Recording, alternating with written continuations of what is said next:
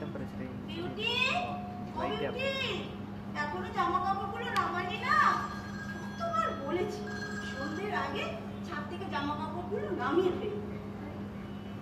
একটা কথা যদি শুনতো, কোনো গৃহস্থ বাড়িতে সন্ধ্যের পর জামা কাপড় থাকে, দেরি করে কাজে আসবে আর সেই কাজ শেষ করে সন্ধ্যেবেলা বাড়ি ফিরবে।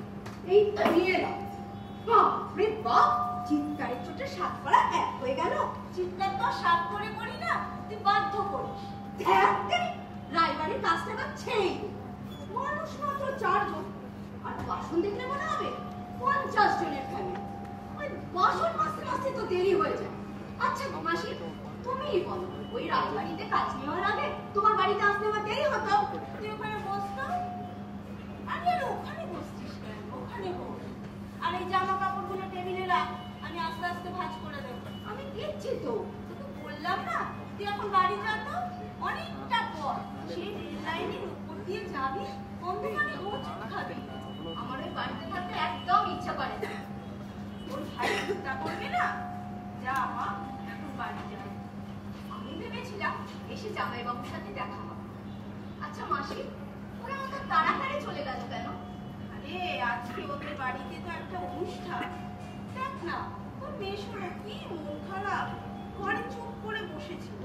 আমি তো ঠেলে পাঠালাম, বললাম বাইরে থেকে একটু হেঁটে এসো। দিদি বাচ্চা হতে এসেছিল, মার বাচ্চা নিয়ে জামাইবাবু চলে গেল। এইরকমই তো হয়, মেয়েরা বিয়ের পর পরই হয়ে যায়। বাজে কথা বলিস না তো। ওর হবে কেন? নিজের সংসার গোছাতে হবে না? হ্যাঁ রে, তোমার বাড়িতে থাকতে ইচ্ছে করে না না? আগের বাড়িটা ভালো ছিল, ওই রেল লাইনের পাড়ে বস্তিটাতে আমার একদম থাকতে ইচ্ছে করে না। ওরম বলতে নেই, ওতে আরো মন খারাপ হয়। চিন্তা করিস না তো, সব ঠিক হয়ে যাবে। আর ঠিক হয়েছে। ও মাসি, আমি তো ভুলেই গেছিলাম, তোমার বাড়ির ঠিকানাটা একটু দাও তো। আমি আমার ভাইয়ের জন্য অনলাইনে একটা গেঞ্জি অর্ডার করবো।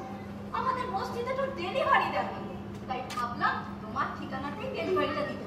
বাবা, তুই আবার অনলাইনে কিনতে পারিস?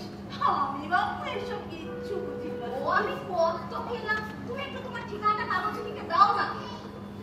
দাঁড়া, কাগজ কলম তো ওই ঘরে, তুই বসে, আমি এনে দিচ্ছি।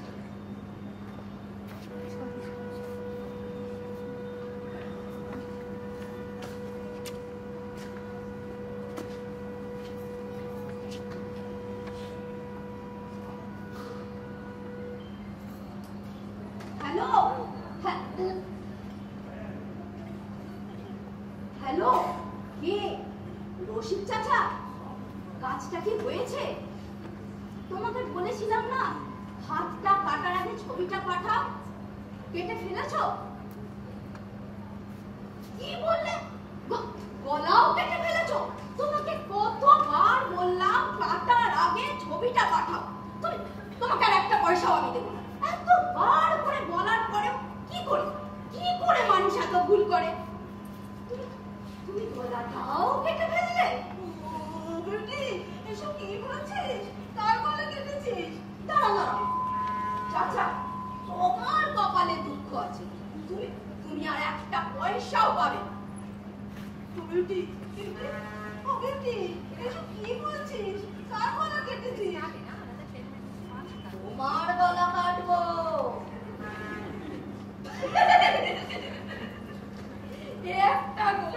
একটা সালোয়ার কামিজ বানাতে দিয়েছিলাম, আমাদের ওই রশিদ দর্জি আছে না, ওর সাথে একটু কথা বলছিলাম। তুমি কি ভাবলে? ভালো করে মুক্তি, আর একটু হলে অজ্ঞান হয়ে যাবে।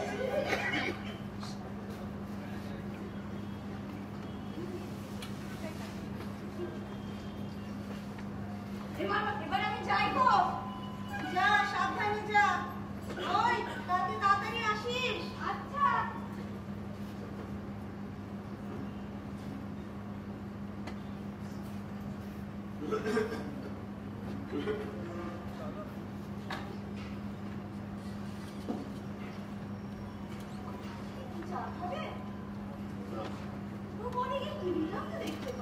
কেন বলো?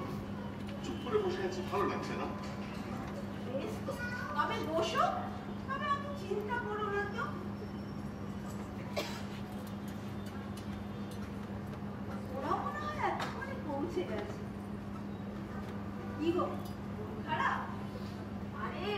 বিয়ে দিয়েছ, সে তো শ্বশুর বাড়ি যাবে। তোমাকে কে বললো বলো তোমার মন খারাপ? থাক হয়েছে, এই দেখো কাঁথা নিমাটা তুলে ফেলে রেখে গেছে। আচ্ছা, তোমরা মেয়েরা তো অকৃতজ্ঞ কেন বলো তো? যত সব বাজে কথা, অকৃতজ্ঞ হতে যাবো কেন? জন্ম দিলাম, পড়ালেখা শেখালাম, বড় করলাম, বিয়ে দিলাম, ব্যাস। তারপরে ওই স্বামী, শ্বশুর, দেওর, ননদ সবাই ইম্পর্টেন্ট। খালি খালি বাবা মা কেন? ওকে ওর নিজের সংসার গোছাতে হবে না? Absolutely impossible. অত ছোট একটা বাচ্চাকে নিয়ে গেল, কি একটা ফোন তো পর্যন্ত। ফোনটা তো তুমিও করতে পারতে।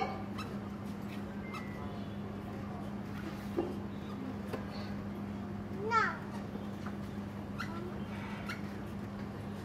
বেঈমান, অকৃতজ্ঞ। শোনো, 4 মাসের বাচ্চা নিয়ে গেছে, এখন ওখানে কত লোক, আত্মীয় স্বজন, পাড়া প্রতিবেশী সবাই বাচ্চাটাকে দেখতে আসে। এখন কি ঝর্ণার ফোন করার সময় আছে? তাহলে গিয়ে বাবা মাকে একটা পৌঁছে সংবাদ দেবে না? মানে তো মেয়ে নিজে কি করেছিলে মনে নেই? অষ্টমঙ্গলায় বাড়ি গিয়ে কি বলেছিলে? আমি আবার কি করেছিলাম? সবে ঘরে ঢুকে বসেছি, শালাবাবু একবারে গটগট গটগট করে পাশে এসে বসলো। 7 দিন হলো বিয়ে হয়েছে, এসে বলছি কিনা বাথরুমের দরজাটা কি নতুন লাগিয়েছে। বাবা, সেই কবিতার কথা তোর এখনো মনে আছে? সেটাই তো তোমার সম্বন্ধে প্রথম ওয়ার্নিং। শালাবাবু বললো, জামাইবাবু তুমি ফেসে গেছো। 3 মাস আগে দরজাটা চেঞ্জ হয়েছে, 7 দিন বাদে এসে কিছু চিনতেই পারছে। এই কথাটা কিন্তু সত্যি জানো। অষ্টমঙ্গলায় যখন প্রথম বাড়ি গেলাম, তুমি বিশ্বাস করো অনেকটা নতুন লাগছে। সেই তো বলছি ম্যাডাম, তোমরা মেয়েরা একেবারে অকৃতজ্ঞ। ঠিক যেন ওই কুকির ছানা, কাক খাইয়ে পড়িয়ে বড় করে, যেই পাখাটি গজালো অমনি পুরুত কাকের বাসায় আর ফেরত আসে না। আসে গো মশাই আসে, তুমি ভালো করে খোঁজ নিয়ে দেখো, আবার ওই বাসায় ফিরেও আসে। কুকির ছানা কাকের বাসায় ফেরত আসে না, এরকম কথা না আমি পৃথিবীতে কোনো দিন শুনি। ওই যে বললাম ভালো করে খোঁজ নিয়ে দেখো, আগে অনেক বেশি আসতো, অনেক কম আসে। কেন যে আমাকে নোবেল প্রাইজ দিল না? পুরো জীবনটা এরকম যে কত উন্মাদের সঙ্গে কাটিয়ে দিলাম। যদি প্রমাণ করে দিই তাহলে? যা বলবে সেই শর্তে রাখি, তবে ব্যাপারটা কিন্তু লজিক্যাল হতে হবে। ও যা তা বললে মানবে। নিশ্চয়ই ব্যাপারটা লজিক্যাল হতে হবে, কিন্তু তুমি হারবে এই শর্তে। বুঝেছি। আসলে তুমি আমার মনটা একটু ডাইভার্ট করার চেষ্টা করছো। আমি তোমার মন ডাইভার্ট করতে যাবো কেন? না, মানে তুমি বুঝতে পেরেছো আমার মনটা একটু খারাপ আছে। এই, তোমার মন খারাপ? এই, তোমার মন খারাপ? কি হয়েছে বলো না। আরে কষ্টের কথা বলে দিলে মনটা হালকা হয়, চেপে রাখতে নেই। কি হলো বলো না। কষ্টের কথা বলে দিলে মনটা হালকা হয়, ঘোড়ার ডিম হয়। আচ্ছা বলছি 3 বছর হলো মেয়েটার বিয়ে হয়েছে। যখনই বলি এসে 2 দিন কাটিয়ে যাও, একেবারে স্ট্যান্ডার্ড ডেডলাইন। না, কাল সকালে ওর অফিস আছে, ওকে টিফিন করে দিতে হবে। কেন রে বাবা, হ্যাঁ? তোর বিয়ের আগে কি জামাই ওই অফিস যেত না, নাকি না খেয়ে থাকতো? ওই তো বললাম অকৃতজ্ঞ। কত করে বললাম বাচ্চাটা 6টা মাস বয়স পর্যন্ত এখানে কাটিয়ে যাও না, সে জামাইয়ের আর দশ হয় না। আচ্ছা বুঝি তুমি বাবু তোমার বউ বাচ্চার সঙ্গে সময় কাটাতে চাও, তা এখানে এসে থাকলেও তো হয়। হ্যাঁ, আসলো দুর্গ নিয়ে চলে গেল, একটু বসতে বললাম বসলো না পর্যন্ত। এখন কি জামাইকে নিয়ে পড়লে? জামাইকে নিয়ে পড়ার কি আছে? একটু খেয়ে তো যেতে পারতো। হ্যাঁ ঠিক বলেছো জানো, কত করে বললাম খেয়ে যাও। ঠিক আছে, টিফিন বক্সে দিতে চাইলাম, তাও নিল না। আসলে আজকে ওদের বাড়িতে নতুন প্রাণের গৃহ প্রবেশ, ওখানেও তো উৎসবের মেজাজ, তাই গিয়ে অত লোকের মাঝে পড়েছে, তাই হয়তো ফোন করতে পারেনি। এই জানো তো, দরজায় গরম ডালা সাজিয়ে বাচ্চা আর মাকে গরম করে ঘরে তুলেছে, ঠিক যেমন ঝর্ণাকে বিয়ের সময় গরম করে ঘরে তুলেছিল তেমন।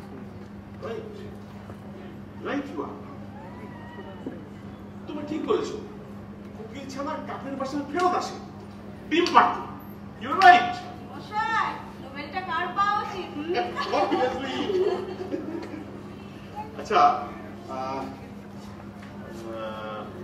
বাচ্চু তো কাল সকালে আসবে, তো বাচ্চুর জন্য ওয়েট করি কাল সকাল পর্যন্ত।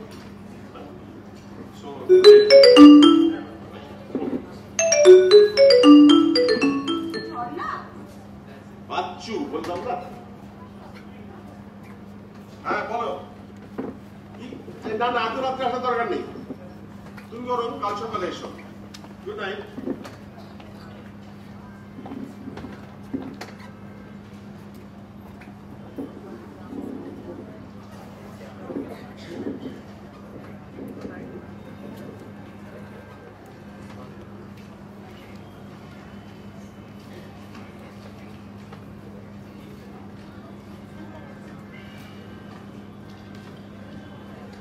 সর্বত মঙ্গল রাধে বিনোদিনী রায়, সিংহাসনে বংশীধারী কাঁচা বাচ্চা।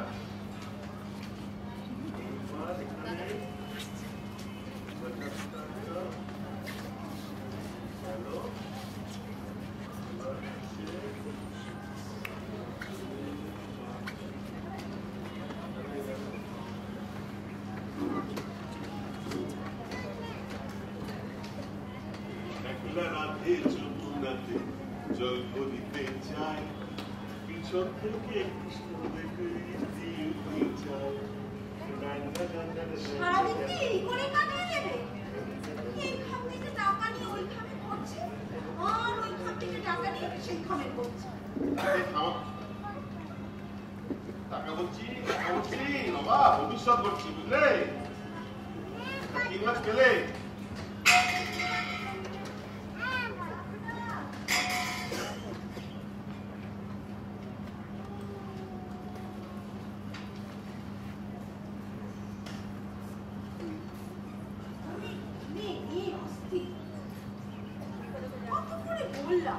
রবিবারের বাজারটা তুমি করো, সারাদিন কি করলে বলো তো?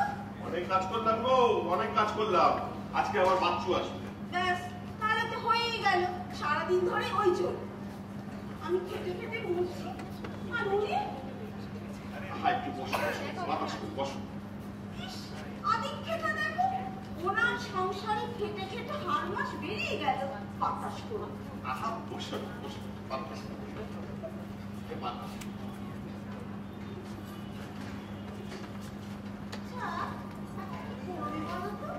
এটাই তো আসল প্রশ্ন ম্যাডাম, এখন কি করবো? সুন্দর ছিলাম, কেন যে তোমার মাথায় ভূতটা চাপলো? ভূত নয়, তোমার ছোটবেলাকার ইচ্ছা। শোনো না, বিএফের লোনটা পেলে ছাড়ো তো বাজি কথাই দেখো। একটা জাল চলেছি, 1 বছরের স্পেশাল সেভিংস 21,500 টাকা শুধুমাত্র একটা জাল ছেলে। তুমি তোমার ওই চাল ডাল নুন আমি বললে তবে ওই চাল ফুটে ভাত হবে। বুঝতে পারলে না? কিছুই বোঝো না, অথচ ভাবটা যেন এমন। বুঝিয়ে বলোই না গো। সকাল থেকে তো ফুটোটি ডালো, আমাকে বাজারে পাঠিয়ে আনা জানাচ্ছি, আর নিজে পোস্ট অফিসের বড় বাবুর মতো একটা করে কাজ দিচ্ছে, আবার আবার দিচ্ছে, আবার যেন ধেড়ে খোকা খেলা করছে। আহা ওই খাম নিচ্ছি আর লিখে দিচ্ছি, এর মধ্যেই তো আসল কাজটা করছি গো।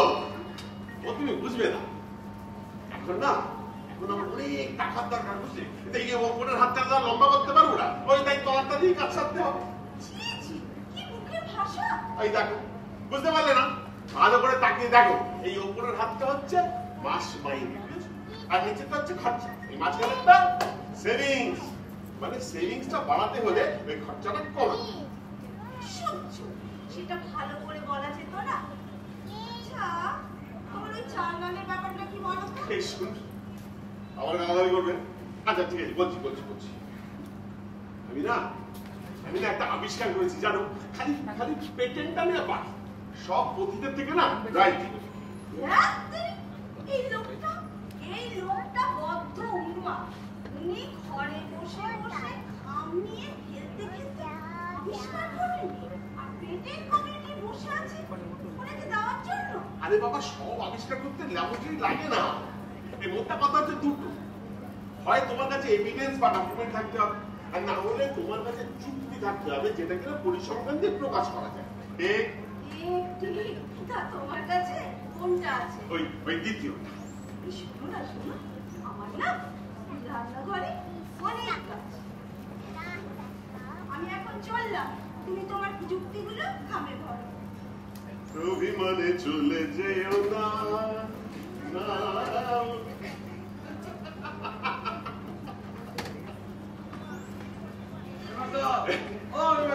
বাচ্চু এসো এসো এসো এসো। বাচ্চু বসো, তোমার কথাই ভাবছিলাম। দাদা বলছিলাম আপনার ওই হার্ট পেমেন্টের ডকুমেন্ট গুলো বানিয়ে ফেলি তাহলে। দাঁড়াও দাঁড়াও, কিস্তির টাকা তো ব্যাংক থেকে লোনে পেয়ে গেল, কিন্তু বাড়ির কাজটা তো শুরু করতে পারলাম না। আরে দাদা চিন্তা করবেন না, যতক্ষণ আমি আছি ততক্ষণ নো চিন্তা। আরে মুশকিল আসার বাচ্চা আছি না, সব সলভ করে দেবো। খুব আনন্দ। ও বৌদি, এক কাপ চা দিন তো। মাথাটা খুব গরম, এইবার তো বাজার থেকে খেলে এনে ফিরলো। ছুটির দিনে আপনি বাড়িতে আর বৌদি বাজার থেকে ফেললো। আরে ওটাই তো আমার একটা যুগান্তকারী আবিষ্কার গো। মাথায় ঢুকলো না কিছু। আরে আমি না এই রবিবারে বাজার ভাড়াটা বন্ধ করে দিয়েছি, আর অন্যদিন তো সকাল সকাল অফিস চলে যাই, আমার কাছে সময়ই নেই, তাই বাজার টাজার করা হয় না। তাই ওই বাজারটা বৌদি কর, আর ওতে না ওতে দুটো পয়সা বাঁচিয়ে না। এটা আমার একটা থিয়ারি, ভাবছি এটা পেটেন্ট দিয়ে। আমার মাথায় এখনো কিছু ঢুকছে না, কিসের পেটেন্ট নেই। আচ্ছা, বাড়িতে রান্নাটা কে করে? বৌদি।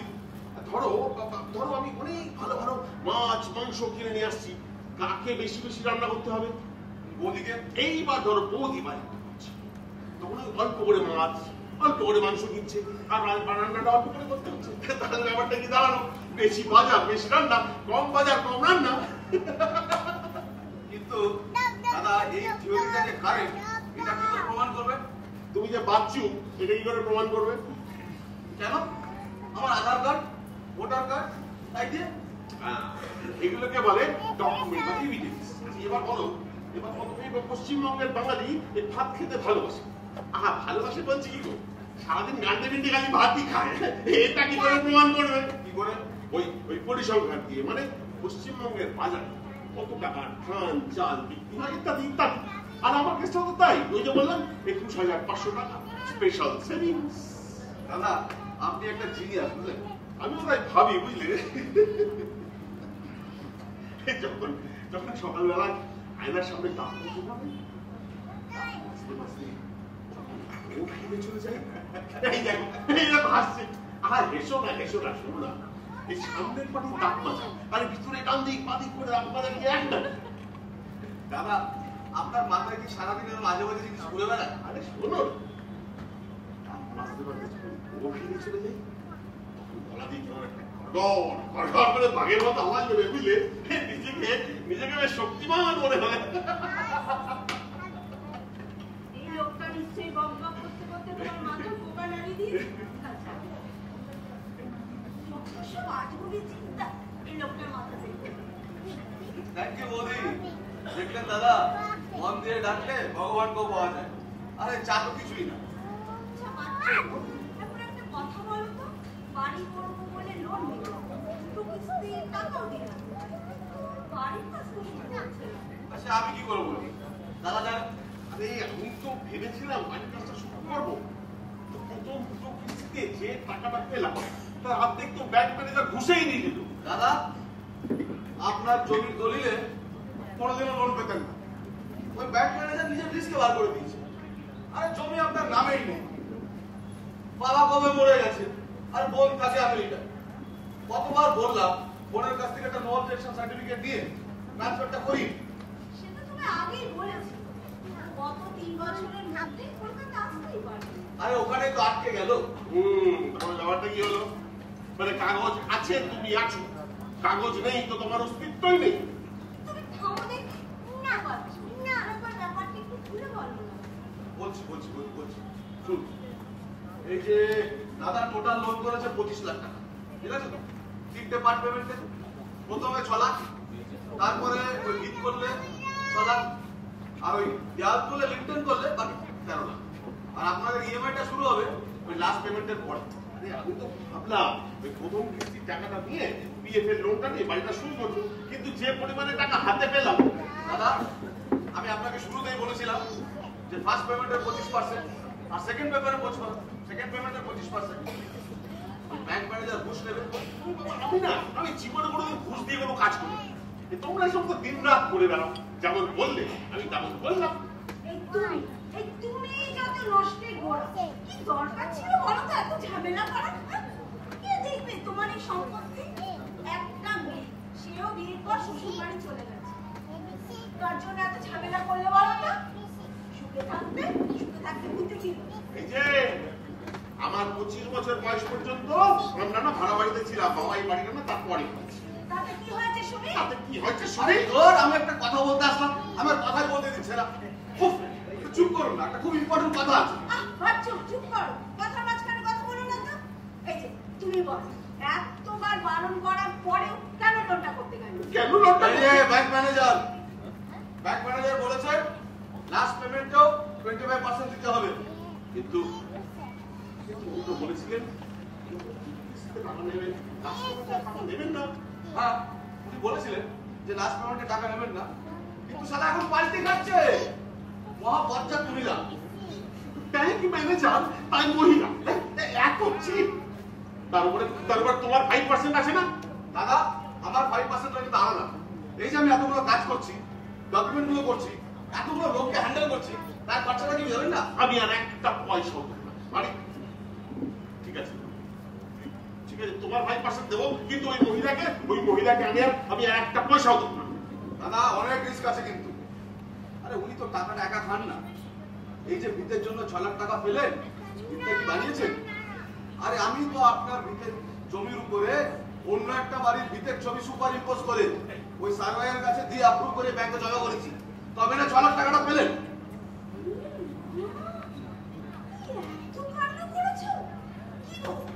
তুমি জানতে না এটা চুরি? সব কষ্ট তুমি জমা দিয়েছো। এবার তো হাতে হাত করা পড়বে। আরে আরো শুনুন, দ্বিতীয়বার আপনার জমি, অন্য একটা বাড়ির ভিত, আর একটা বাড়ির দেয়াল, তিনটেকে ফটোশপে সুপার ইম্পোজ করে ওই সার্ভেয়ারকে দিয়ে অ্যাপ্রুভ করে জমা করেছি, তবে না দ্বিতীয় 6 লাখ টাকাটা পেলেন। আর এই 6 লাখ টাকার দিকে ওই ব্যাংক ম্যানেজার আর সার্ভেয়ার দুজনে বুঝে দিয়েছেন। এই শোনো বাচ্চু, তোমার এটা করা একদম উচিত নয়। এই লোকটা না হয় ভিন্ন ছিল, কিন্তু তুমি কেন করবে? বাহ, বারে, যার জন্য করি চুরি সেই বলে চোর। কেন হাত পেতে টাকাগুলো নেওয়ার সময় তো হাত কাঁপেনি? না না না, আমরা কেউ ধোয়া তুলছি পাতা নই, বুঝলে? হ্যাঁ, সবাই সমান, কেউ 19 কেউ 20। সাবধান বাচ্চু, তাকে কি বলছো? কেন বৌদি, কেন? আমি দালাল বলে না? শুনুন, অনেক ভদ্রলোক দেখেছি। বাচ্চু, আমি অবাক হয়ে যাচ্ছি। দাদা আমি কিন্তু আপনার কাছ থেকে একটাও টাকা নিই। ওই যে 5% দিয়েছেন সেটা ডকুমেন্ট করতে লেগে গেছে। এই লাস্ট পেমেন্টে আমাকে 10% দিতে হবে। আর ওই ব্যাংক ম্যানেজারকে 25% আর আমাকে 10%, টোটাল 35%। আপনি পাবেন শুধু 65%। কিন্তু বাচ্চু, ওই টাকাতে আমার বাড়িটা তো হবে না বাচ্চু। ব্যাংকের থেকে টাকা নেবেন, ব্যাংক ওই টাকা দিয়ে আপনি বাড়ি বানাবেন না মুভি করতে যাবেন, সে ব্যাংক দেখতে আসবেন। সময় মতো শুধু ইএমআই গুলো পে করবেন। শোনো বাচ্চু, আমাদের কোনো টাকা লাগবে না। তুমি তোমার ব্যাংক ম্যানেজারকে গিয়ে বলে দিও আমাদের কোনো টাকা লাগবে না। বললে গে হয় ম্যাডাম? হ্যাঁ, এই স্টেজে এসে মাথা গরম করলে কিছু হবে না। ঠান্ডা মাথায় প্রবলেমটা সলভ করুন। আমাদের মধ্যে কি কথা হয়েছিল? আমাদের মধ্যে কথা হয়েছিল যে আমরা বাড়িটা করবো, করে ভাড়া দেবো, সেই ভাড়ার টাকাতে ইএমআই বাড়ি। জমিতে একটা কোদালের কোপ পর্যন্ত পড়লো না। হাতে নিলেই আমার ইএমআই স্টার্ট হয়ে যাবে। এই তোমার জন্য আজকে বাড়ির অবস্থা। আরে শান্ত হন, এখন সমস্যাটা কি? সব তো সলভ হয়ে গেছে। আরে সব কিছু ঠিক আছে, একটা ছোট্ট প্রবলেম, সেটার মধ্যেই তো আসতাম। খুন করে ফেলবো, খুন করে চিনে যাবো। চাষ মহিলা কেন ঘুষ দেবো কেন? আমি লোন দেবো, লোন সব ঘুষ কেন দিতে হবে? নিজের জমিতে প্ল্যান স্যাংশন করিয়ে বাড়ি করবো, লোন নেবো, ঘুষ কেন দিতে হবে? আপনাকে কতবার বলবো বলুন তো? আরে জমিটা আপনার বাবার নামে, এই জমিতে লোন করতে হলে ওই দুজন মালিককে এখানে থাকতে হবে, নাহলে হবে না। বারবার বললাম বোনটাকে একবার নিয়ে আসো। সেই মানুষটা তো গত কয়েক বছর ধরে দেশেই ফেরেনি। ইমেল করে জানিয়ে দিয়েছিল যে ওর ভাগটা ওর দাদার নামে লিখে দিয়েছে। আরে বৌদি, এসব ইমেল ফিমেল এসব হয় না। ওই কোর্টে গিয়ে জজ সাহেবের সামনে দাঁড়িয়ে বলতে হয়, তবে না নাম ট্রাক করতে হয়। আচ্ছা, এখন ঠিক কি সমস্যা বলো তো? আরে সমস্যা কিছুই না। ওই ব্যাংক ম্যানেজার বলছে ওই লাস্ট পেমেন্টে আমাকে 25% দিতে হবে। জেলে যাবো, ওকেও জেলে পাঠাবো। আমি তো ওকে আর একটা পয়সাও দেবো না। মগের মূল্য পেয়েছো না? বাচ্চু, তুমি এখন যাও না, আমি ওনার সাথে কথা বলে তোমাকে পরে জানাচ্ছি।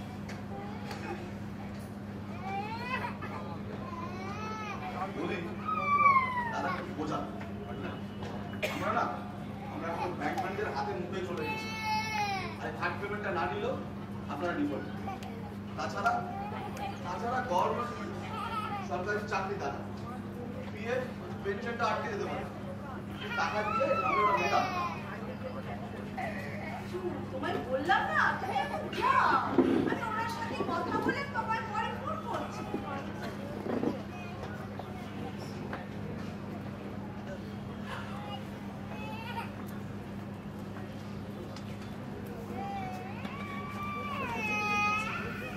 আচ্ছা, এখন একটা ব্যাপার আমার বুঝিয়ে বলো তো।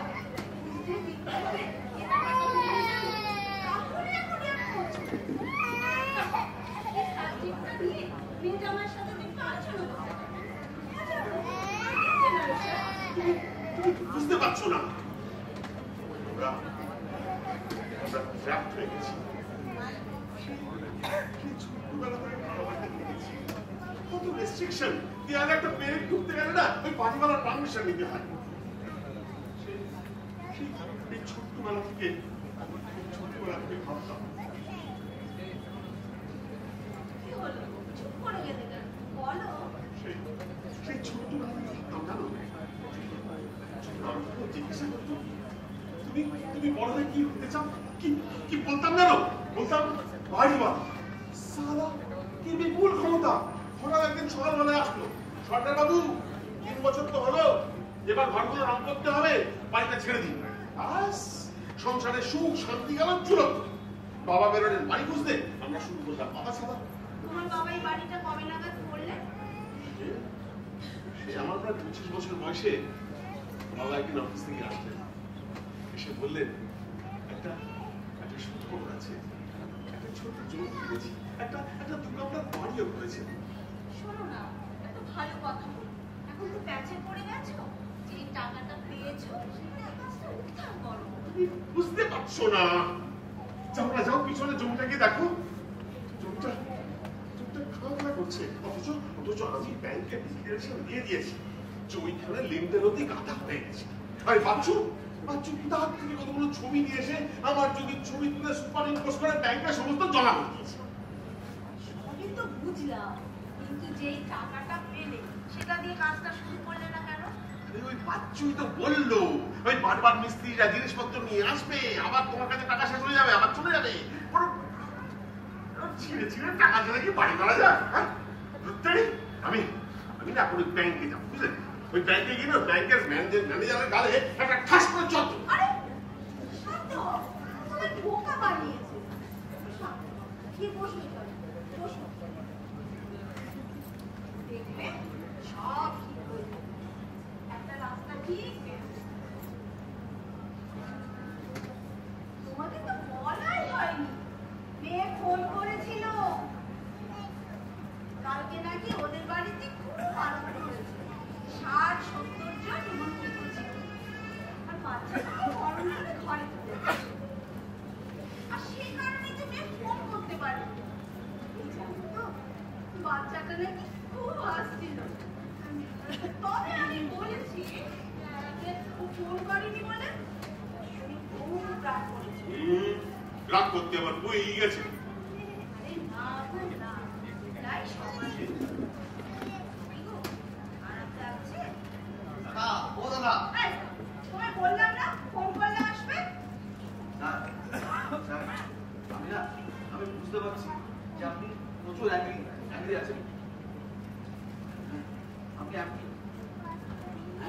দাদা পরশুরা গিয়েছে।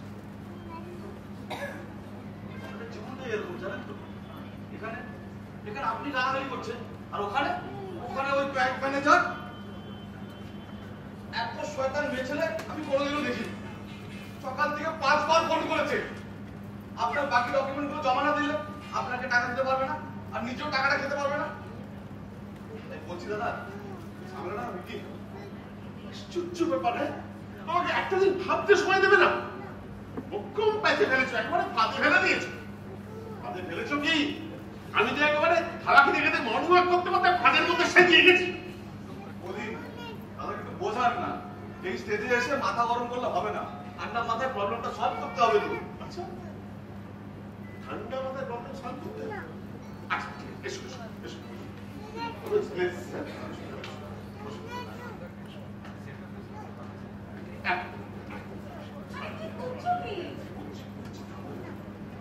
তুমি বসো ভাই। বাচ্চু বলছি কি, তুমি এখানে হাসি মুখে বসে থাকবে, আগামী 5 মিনিট আমি এই লাঠিটা দিয়ে তোমাকে বসে বসে বসে ভাই লেখা আমি তোমাকে খুব মার। তুমি কিন্তু হাসি মুখে মারগুলো খাবে, ঠিক আছে? একটু নোনা কিন্তু থাকবে। হ্যাঁ বুঝতে ভালো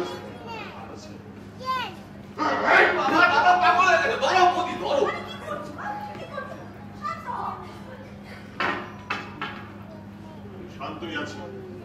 কি বাচ্চু, যখন বললাম হাসি মুখে আমার মারগুলো খাও, কেমন লাগছিল? হ্যাঁ আমার না ঠিক একই রকম লাগছে। আমার একটা কথা শুনতে তোমার এই হাতির মাথা হবে বলি ধার করে বাড়ি বললে বাড়িওয়ালা কেমন করে বলে শুনি। ও বৌদি আবার নতুন অ্যাঙ্গেলে ঝামেলা শুরু করবেন না প্লিজ। আরে ব্যাংকের থেকে লোন নিয়ে বাড়ি করলো দাদাই বাড়িওয়ালা। আরে আজকাল তো সবাই ব্যাংকের থেকে লোন নিয়ে বাড়িটা করে। আর তাছাড়া বাড়িটা তো দাদারই না। ঝামেলাটা মিটিয়ে ফেলুন, ডকুমেন্টগুলো আমি করে দিচ্ছি। Bachchu I'm sorry. Actually, lost my emotion. Lost my শোনো বাচ্চু, আমাকে একটা দিন ভাবা শোনো। আমি কালকে তোমাকে চাই। মোর মুখে ছাটার বাড়ি সব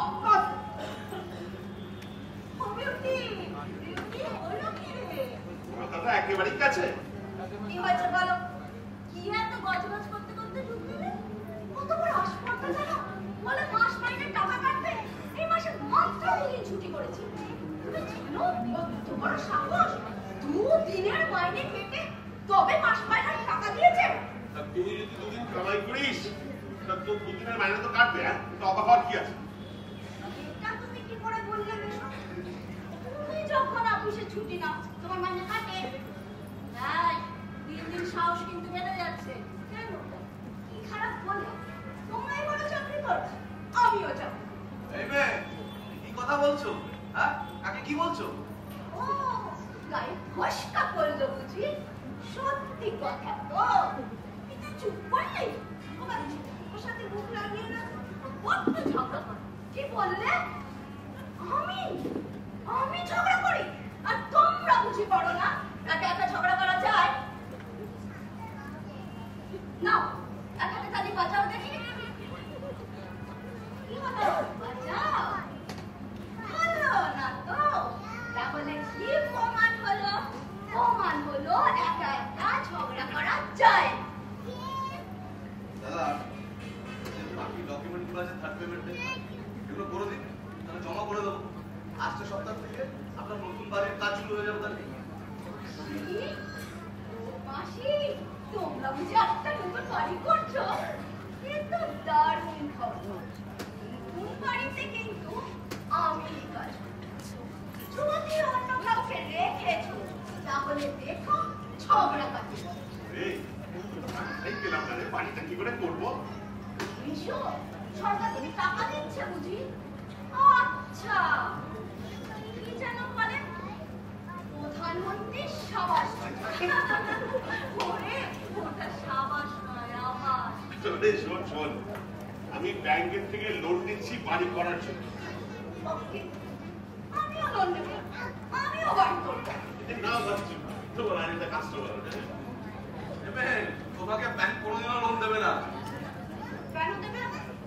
আচ্ছা দাদা, তুমি একটু বুঝিয়ে বলো তো আমাকে। ওরে কাজগুলো শেষ কর, দাঁড়াও না মাসি। ও দাদা বলো না গো, ব্যাংকের থেকে কি করে টাকা পাওয়া যায়? আমাদেরও তো বলেছিল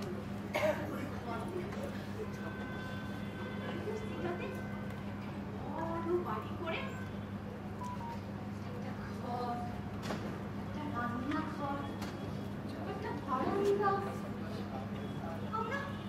আমরা যে ঘরটাতে থাকতাম সেটাও নিয়ে নিল জানো। আর আমাদের বললো ওই রেল লাইনের মসজিদে দিয়ে থাক। বাড়িটা হয়ে গেলে সবাইকে একটা করে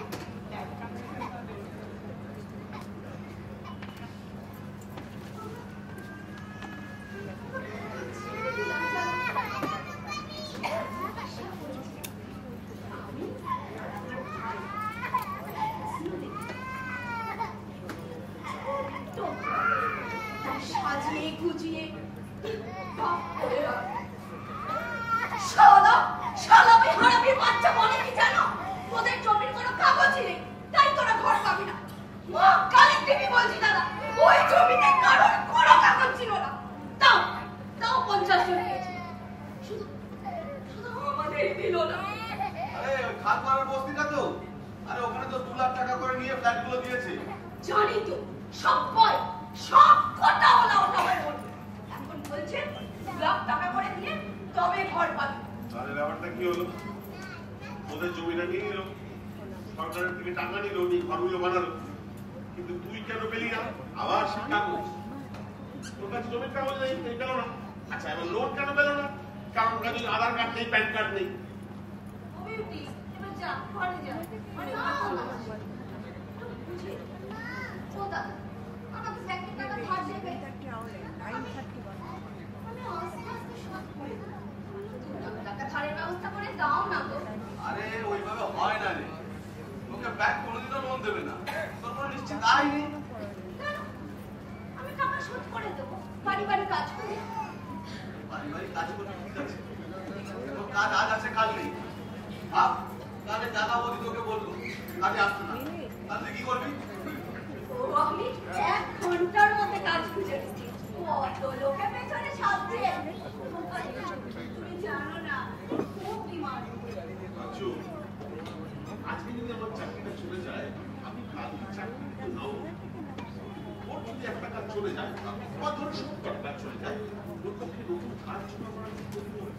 আরে আমাদের দেশে না, আমাদের দেশে না, ওই লোকের থেকে আনস্কিল লোকের ইনকামের হিসাব অনেক বেশি। দাদা এইসব ব্যাংক গল্প শুনেছে, ও কোনোভাবেই লোনটা পাবে না। আরে কাগজের কলমে কোনো আয় নেই। তাহলে কি দাঁড়ালো ব্যাপারটা? ওর আসলে আয় আছে, কিন্তু কাগজে কলমে নেই, তাই নেই? আর আমার বাড়িটা আসলে নেই, কিন্তু কাগজে কলমে আছে, তাই আছে। এমনি ওরা এক অদ্ভুত খেলা, বুঝলে? অদ্ভুত খেলা।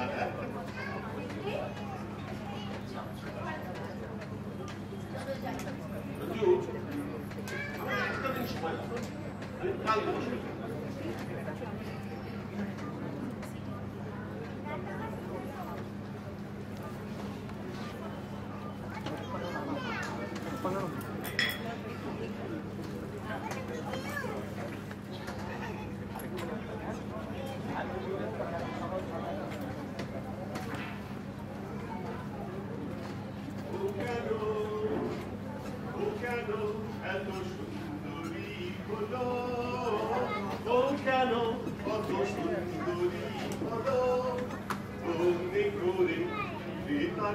আচ্ছা কেন এত সুন্দরী হলো বলো? আমি তো টাকা কই? বলুন না, সাত সকালে বেরিয়ে গেলে আমার গান গাইতে গাইতে ঘরে ঢুকেছো। রাত থেকে তাকাতে ইচ্ছে করতে শুনি। আছে আছে সুইটহার্ট আছে।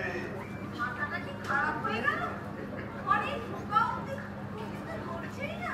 শোনো না, আমি না আজকে আমার একটা আবিষ্কার করলাম, জানো? আমি আজকে আবিষ্কার করলাম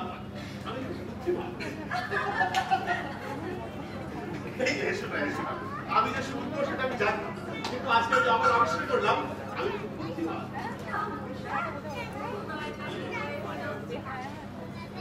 আমার সঙ্গে খেলা না সহজ না, বুঝেছ? এবার চলবে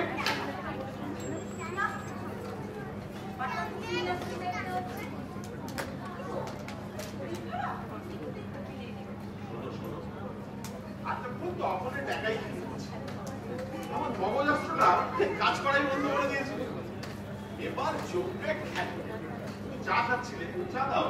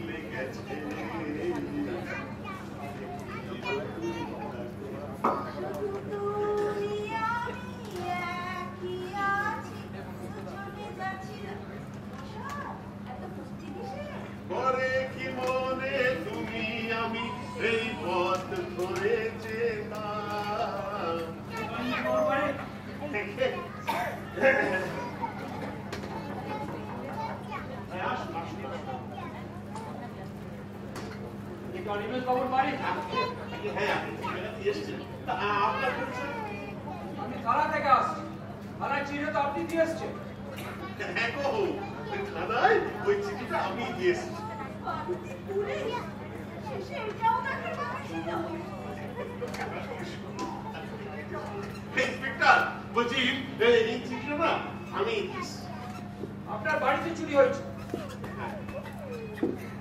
আমার বাড়িতে চুরি হয়েছে বলতে কি আমার বাড়িটাই চুরি হয়েছে। মানে what do you mean?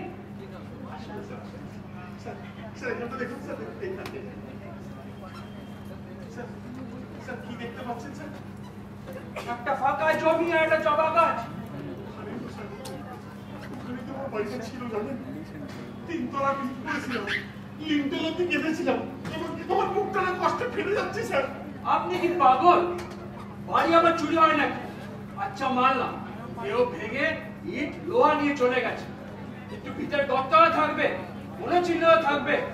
দেখুন মশাই, সবকিছু একটা সীমা আছে, এই চিঠি আমি নিতে পারবো না। স্যার স্যার স্যার বলছি কি আমি একজন সৎ নাগরিক, বিপদে পড়ে পুলিশের সাহায্য চাইছি, পুলিশ আমাকে সাহায্য করবে। এই রোল নম্বর চিঠি, আমি চললাম। খবরদার আমার ঘরে ঘরে কোনদিনের আসবে না। ভালো করে শুনুন, এই চিঠিতে যা যা লেখা আছে না সব আমি প্রমাণ করব। আরেকজন তো আসছে, ওনার বাড়িতেও তো একটা চিঠি দিয়ে আসছি। ঠিক আছে, এবারে চলবে খেলা। হ্যাঁ আসছি, হ্যাঁ আসছি, আসুন আসুন।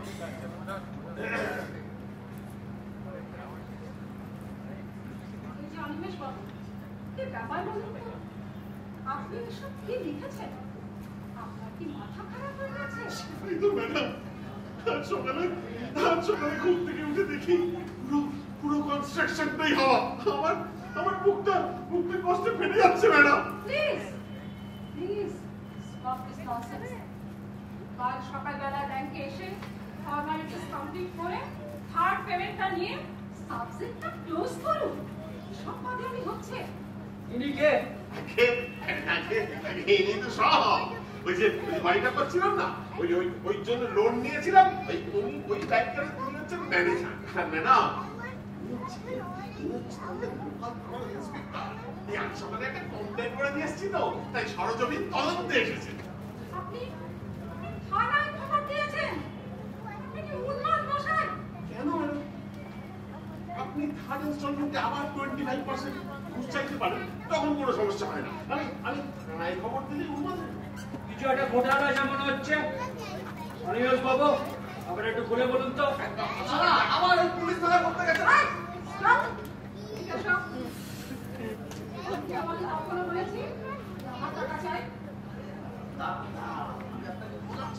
এই কেউ জায়গা থেকে লড়বেন না। অনিমেষ বাবু, আপনি প্রমাণ করুন ওখানে একটা কনস্ট্রাকশন ছিল, নাহলে পুলিশের টাইম নষ্ট করার জন্য আমি আপনাকে এক্ষুনি গ্রেফতার করতে বাধ্য হবো। ভুরি প্রমাণ আছে। যান না যান, এই ব্যাংকের ফাইলটা গিয়ে দেখুন, একেবারে ছবি সহ সার্ভেয়ারের রিপোর্ট আছে। তবেই তো ব্যাংক আমাকে 2 কিস্তির টাকা দিয়েছে। হ্যাঁ, জিজ্ঞাসা করুন ম্যাডামকে, জিজ্ঞাসা করুন। ম্যাডাম, এটা কি সত্যি? ইন্সপেক্টর, আমাকে 1 মিনিট টাইম দিন। তার আগে এই স্কটল্যান্ডটাকে আরে কোথায় যাচ্ছে?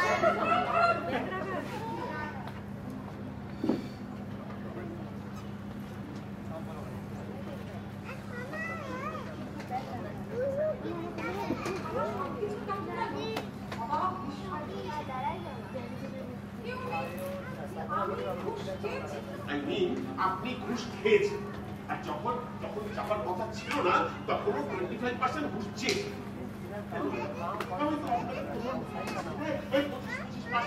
পয়সা দিয়ে দিয়েছিলাম, তাহলে থার্ড ইনস্টলমেন্টে কেন আবার ঘুষটা চাইনি?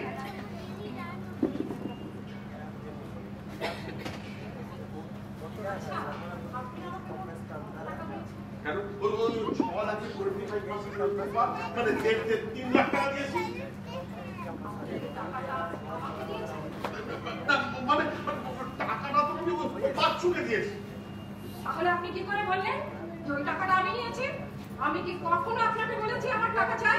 না, বাচ্চু তো বললো মেয়ে ছেলে মানুষ, আপনাদের ঘুষ কেমন করে দেবে?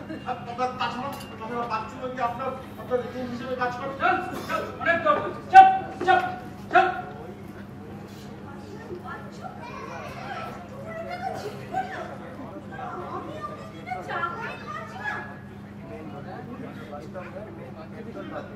কেন করলে বাচ্চু? ম্যাডাম, ব্যাপারটা একটু খুলে বলুন তো। ইন্সপেক্টর, বাচ্চু অনিমেষ বাবুর কাছ থেকে 3 লাখ টাকা নিয়েছে। আর বলেছিল এই টাকাটা নাকি আমি নিয়েছি। অনিমেষ বাবু সরল বিশ্বাসে টাকাটা দিয়ে দিয়েছে। আমার না সন্দেহটা তখনই হয়েছিল যখন এসে বললো ওই ওরও 10% চাই, ওখানেও 25% চাই। তাই ভাবলাম একবার পুলিশকে খবর দিয়ে ব্যাপারটা ক্ল্যারিফাই করি। কিন্তু ম্যাডাম, এবার তো আমি ফেসে গেলাম। আরে না, আপনি ফাঁসেন।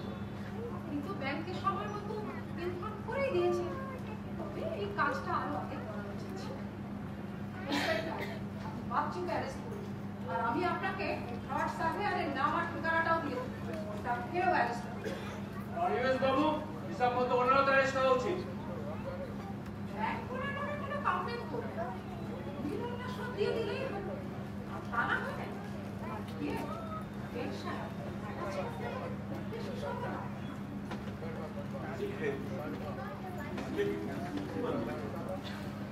একটা অশিক্ষিত মানুষ কত সহজে আমাকে টাকা বানিয়ে দিচ্ছে। তোমার কোনো দোষ নেই। তোমার প্রতিদিন তো উদ্ধার হলো। বাবা, থানায় গিয়ে করে এসেছে বাড়ি চুরি।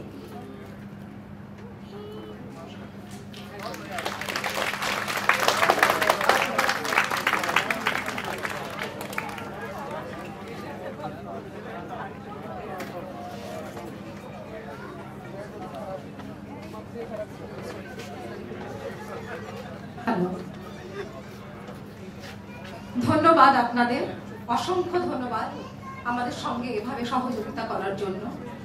তো এবারে আসি নাম পরিচয় পর্বে। আজকের নাটকে যারা অংশগ্রহণ করেছেন তারা সবাই আপনাদের পরিচিত মুখ। নতুন করে তাদের আর পরিচয় দেওয়ার কোনো দরকার পড়ে না। তাহলেও অনুষ্ঠানের অঙ্গ হিসাবে তাদের সম্মানিত করা দরকার। যারা অভিনয় ছিলেন, গিন্নি শুক্লা কুন্ডু, পুলিশ ইন্সপেক্টর মণিদীপ যশ, জীবনে প্রথমবার নাটকে অভিনয় করছেন।